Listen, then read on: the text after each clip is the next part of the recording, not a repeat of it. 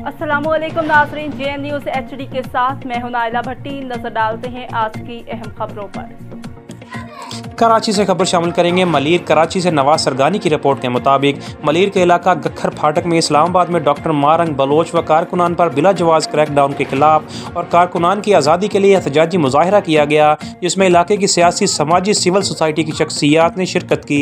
जबकि एहतजाज से खिताब करते हुए कायदीन में जान मोहम्मद जानी, अशरफ कलमती ने खिताब करते हुए कहा कि गुमशुदा कौमी कारकुनों की आज़ादी के लिए सड़कों पर निकल कर एहतजाज करने वालों पर लाठी चार्ज, शेलिंग और गिरफ्तारियाँ की जाती हैं, जिस पर हम सख्ती से एहतजाज करते हैं। मोहम्मद अमीन कलमती मंजूर कलमती ने कहा कि हम इन बलोचों और बलोच बहनों को सलाम पेश करते हैं जिन्होंने शदीद सर्दी के मौसम में कौमी कारकुनों की आज़ादी के लिए बलोचिस्तान से 2000 किलोमीटर का पैदल मार्च किया और एहतजाज रिकॉर्ड करवाया।